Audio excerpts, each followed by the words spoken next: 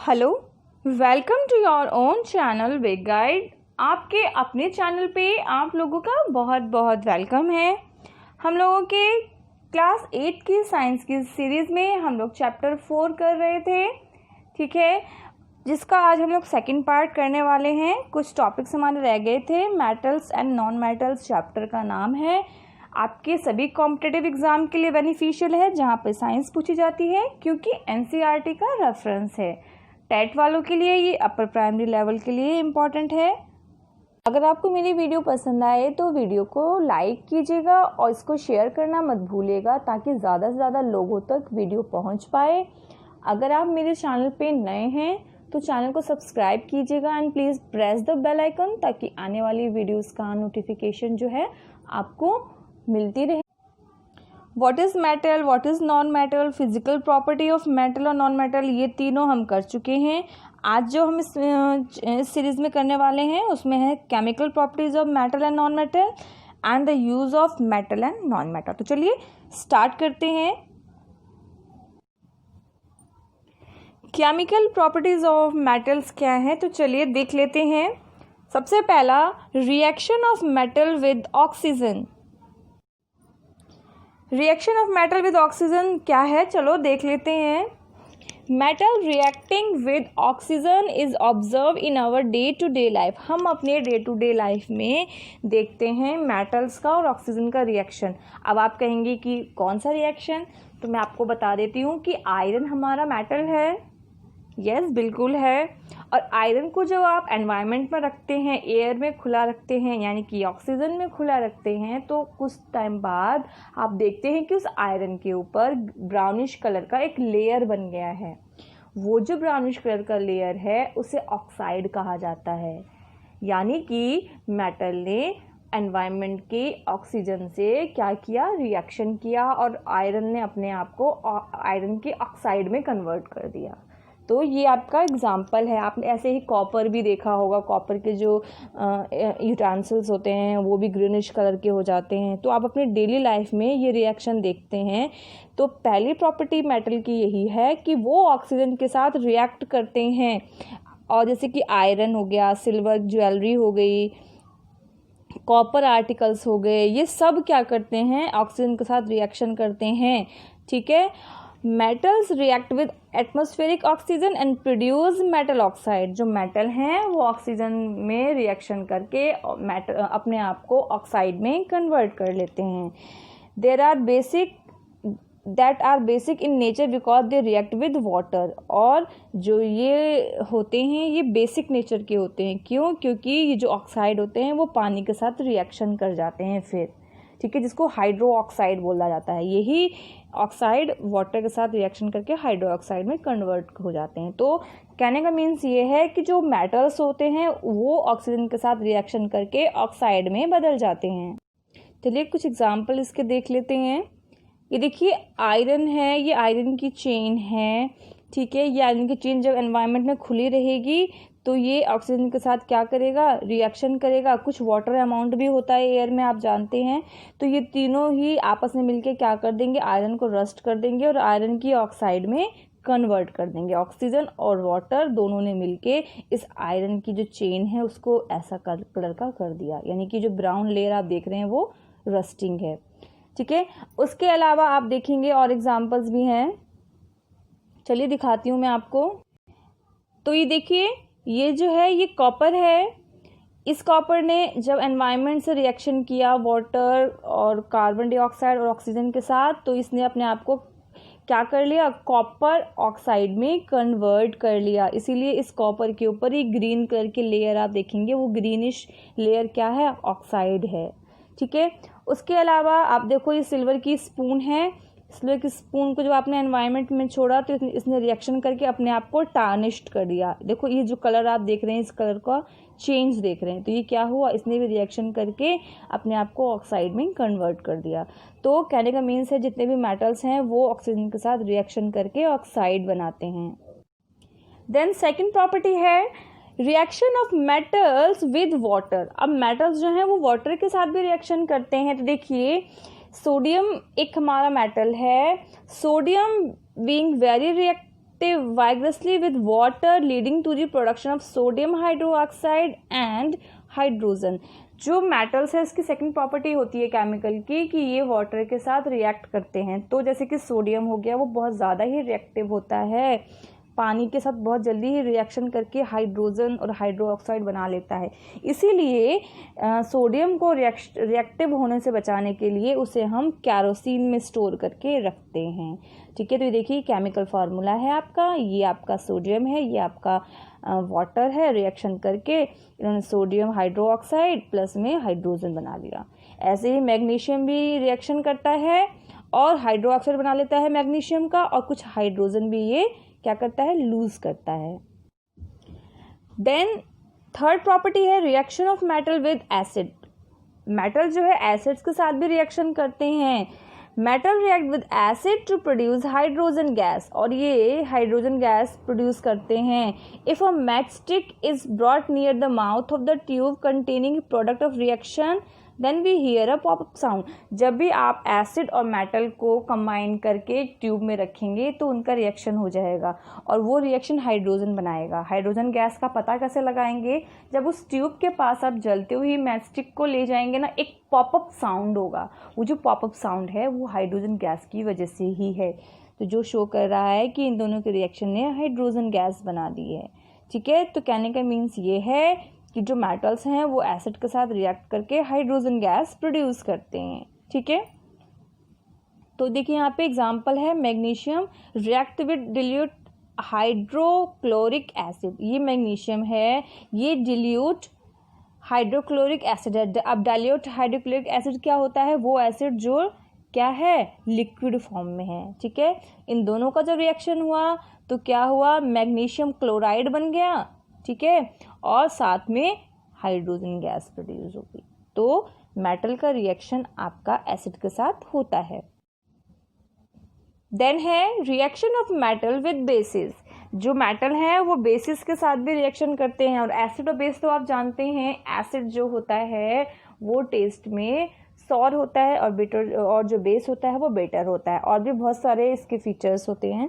तो मेटल जो है वो सोडियम हाइड्रोक्साइड जो कि एक बेस है उसके साथ भी रिएक्शन करता है और हाइड्रोजन गैस प्रोड्यूस करता है। फॉर एग्जांपल हम एक मेटल लेते हैं जो है जिंक, उसको सोडियम हाइड्रोक्साइड जो कि एक क्या है, बेस है, उसका रिएक्शन करवाते हैं। तो देखिए ये आपका जिंक हो गया, ये आपका सोडियम हाइड्रोक्साइड हो गया, इनका जब आपस में रिएक्शन हुआ तो यहाँ पे ये सोडियम जिंकेट बन गया और साथ में कुछ अमाउंट में हाइड्रोजन भी प्रोड्यूस हुआ। तो रिएक्शन होता है मेटल का भी, का बेसिस के साथ भी।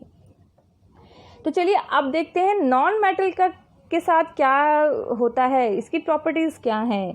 तो reaction of non metal with oxygen. Non metal react with oxygen to produce non metallic oxide. अब नॉन मेटल जो प्रोड्यूस ऑक्सीजन के साथ रिएक्शन करते हैं तो वो क्या प्रोड्यूस करते हैं, वो भी ऑक्साइड प्रोड्यूस करते हैं जैसे कि मेटल्स प्रोड्यूस करते थे। ठीक है, that are acidic in nature because when dissolved in water non-metallic oxide give off non-metallic acid। और जो जिनका जो नेचर होता है, ये जो ऑक्साइड होते हैं वो एसिडिक होते हैं। क्यों, जब हम इसको वाटर में घोलेंगे तो ये मेटालिक एसिड बना देंगे, जैसे कि वो बेस बनाते थे मेटल्स, ये एसिड बनाएंगे। फॉर एग्जांपल सल्फर हमारा नॉन मेटल है, जब ऑक्सीजन के साथ ये रिएक्शन करेगा तो ये क्या बनाएगा, सल्फर डाइऑक्साइड। और जब इस सल्फर डाइऑक्साइड को हम वाटर में डिसॉल्व कर देंगे तो वो सल्फ्यूरस एसिड बना देगा। तो जो नॉन मेटल के जो ऑक्साइड होते हैं वो एसिड होते हैं नेचर में। Reaction of non metal with water. Non metal did not react with water. Non metal जो है वाटर के साथ रिएक्ट नहीं करते बट एयर के साथ करते हैं, यानी कि ऑक्सीजन के साथ करते हैं। इसीलिए नॉन मेटल्स को वाटर में स्टोर किया जाता है। जैसे कि जो फास्फोरस होता है वो अगर एनवायरनमेंट में खुला रहता है तो बहुत जल्दी ही ये एयर पकड़ लेता है, फायर पकड़ लेता है, आग पकड़ लेता है, क्योंकि वो एयर में है। इसीलिए उसको बर्न होने से बचाने के लिए क्या किया जाता है, उसको वाटर में स्टोर करके रखा जाता है और उसको एनवायरनमेंट की ऑक्सीजन से कांटेक्ट नहीं होने देता। तो नॉन मेटल जो है उसका वाटर के साथ कोई रिएक्शन नहीं होता। ठीक है, reaction of non metal with acid. अब देखो नॉन मेटल जो है उसका एसिड के साथ भी कोई भी रिएक्शन नहीं होता। ठीक है, क्यों नहीं होता? देखिए, क्योंकि जो आपके नॉन मेटल होते हैं उसकी जो फीचर होता है वो होता है इलेक्ट्रॉन गेन करने की। वो इलेक्ट्रॉन गेन करता है, वो लेता है इलेक्ट्रॉन को, देता नहीं है। तो जो गेन करेगा वो कभी भी क्या होगा, रिएक्शन नहीं करेगा एसिड के साथ। ठीक है, देखिए जो मेटल होते हैं उनकी जो प्रॉपर्टी होती है वो होती है इलेक्ट्रॉन देने की। देखो, undergoes reaction with acid, donate electron, electron donate कर देते हैं, वो जो है इलेक्ट्रॉन दूसरे को दे देते हैं, यानी कि वो H+ होते हैं, वो प्लस होते हैं, उनका आयन प्लस होता है, इसलिए वो क्या कहते हैं, रिएक्ट कर जाते हैं। बट नॉन मेटल जो होता है उसकी जो प्रॉपर्टी होती है एक्सेप्ट करने की होती है इलेक्ट्रॉन को, इसीलिए वो डोनेट नहीं करते हैं इसकी, इसलिए जो इसका जो आयन होता है वो नेगेटिव होता है, जो कि रिएक्ट नहीं करता एसिड के साथ। ठीक है, तो यहाँ पे आप देख सकते हैं कि गेनिंग प्रॉपर्टी होती है इसकी, इसीलिए कभी भी एसिड के साथ रिएक्ट नहीं करेगा। तो नॉन मेटल ना ही वाटर के साथ रिएक्शन करता है और ना ही एसिड के साथ। अब बेस के साथ क्या रिएक्शन है, चलिए देख लेते हैं। Reaction of non metal with base are quite complex. इसमें थोड़ा सा कॉम्प्लेक्स है, क्यों? क्योंकि ये जो बेस के साथ रिएक्शन करता है तो सॉल्ट प्रोड्यूस करता है। देखिए, reaction of calcium hydroxide and chlorine give bleaching powder, यानी कि इसने एक थर्ड कंपाउंड बना दिया, एक सॉल्ट बना दिया। जब भी नॉन मेटल जैसे कि कैल्शियम जो है आपका हाइड्रोक्साइड, जब आप उसको क्लोरीन के साथ, जब क्लोरीन जो आपका नॉन मेटल है, जब आप उसको कैल्शियम हाइड्रोक्साइड जो कि एक बेस है उसके साथ जब आप रिएक्शन करवाएंगे तो वो क्या बनाएगा, एक सॉल्ट बनाएगा, जिसको हम बोलते हैं ब्लीचिंग पाउडर। ठीक है, जिसका हमारा घरों में भी हम लोग यूज़ करते हैं। ठीक है, तो ये थी इसकी प्रॉपर्टी, ये बेस के साथ रिएक्शन करते हैं। अब एक और रिएक्शन आता है जिसको हम बोलते हैं डिस्प्लेसमेंट, जो कि मेटल्स में होता है। ठीक है, इन displacement reaction a more reactive material metal displace a less reactive metal, but a less reactive metal can not displace a more reactive metal. देखो क्या होता है, मेटल्स जो होते हैं वो अलग अलग टाइप्स के होते हैं, कुछ एनवायरनमेंट में जल्दी रिएक्शन करेंगे, कुछ कम करते हैं। तो ज़्यादा फास्ट रिएक्टिव जो मेटल्स होते हैं वो लो रिएक्टिव मेटल्स की जगह ले लेते हैं, यानी कि डिस्प्लेस कर देते हैं, उनको उनकी जगह से हटा देते हैं।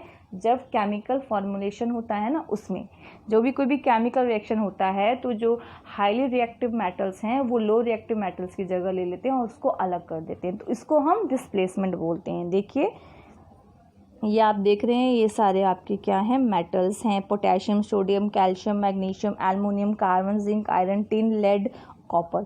तो आप ऊपर से नीचे की तरफ आएंगे तो रिएक्टिविटी कम होती जाएगी। हाईली रिएक्टिव पोटेशियम है, फिर कम है सोडियम, फिर कैल्शियम, उससे कम, फिर मैग्नीशियम, ऐसे करके एंड में जो कॉपर आता है वो सबसे लेस रिएक्टिव है। इसीलिए कॉपर, लेड वगैरह के हम लोग इक्विपमेंट्स ज़्यादा यूज़ करते हैं, क्योंकि वो एनवायरनमेंट में क्या नहीं होते, रिएक्टिव नहीं होते, रस्ट नहीं होते हैं। ठीक है, तो अब देख लीजिए, जैसे कि हमें कोई बीकर है उसमें हमने ये सॉल्यूशन लिया। देखो यहाँ पे आपने कॉपर सल्फेट ले लिया, ठीक है, और यहाँ पे आपने जिंक ले लिया।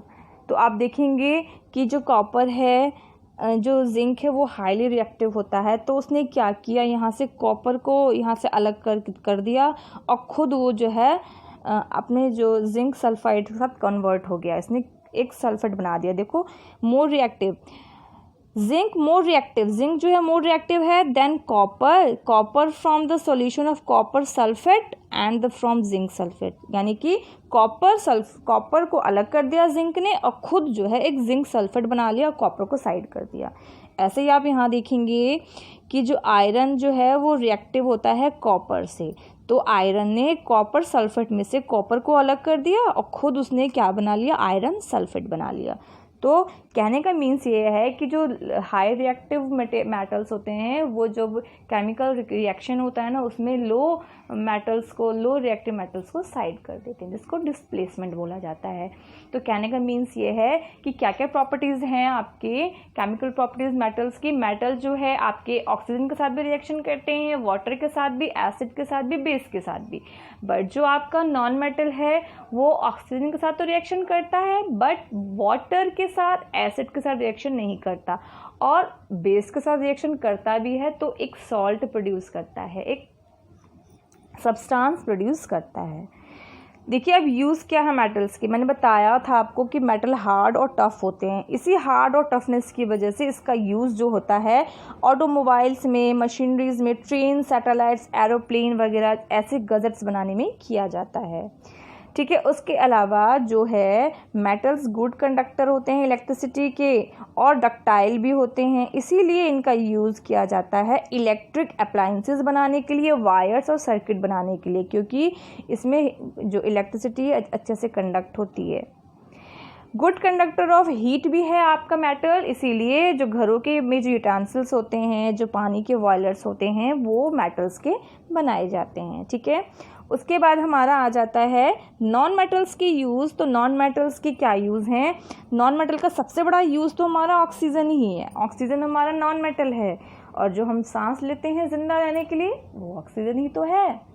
देन हमारा फर्टिलाइज़र आता है। तो जितने भी आपके जो जो नाइट्रोजन वगैरह हैं, ये सारे फर्टिलाइज़र हैं और नाइट्रोजन है क्या? नॉन मेटल, तो जिसका हम फर्टिलाइज़र के तरह यूज़ करते हैं। वाटर प्यूरिफिकेशन प्रोसेस, पानी को साफ़ करने के लिए जो क्लोरीन यूज़ करते हैं वो क्लोरीन भी क्या है? Non metals. तो वाटर को प्यूरिफाई करने के लिए किसका यूज़ करेंगे? नॉन मेटल्स का। देन एंटीसेप्टिक्स जो बनाए जाते हैं ब्लू कलर के, आपने देखे होंगे वाउंड वगैरह पे अप्लाई किया जाता है, तो वो जो ब्लू कलर का एंटीसेप्टिक है वो भी आपके क्या होते हैं? नॉन मेटल्स होते हैं। देन क्रैकर्स वगैरह जो यूज़ होते हैं, जो हम पटाखे बनाते हैं, वो सारे केमिकल्स जो होते हैं वो सारे हमारे नॉन मेटल्स होते हैं।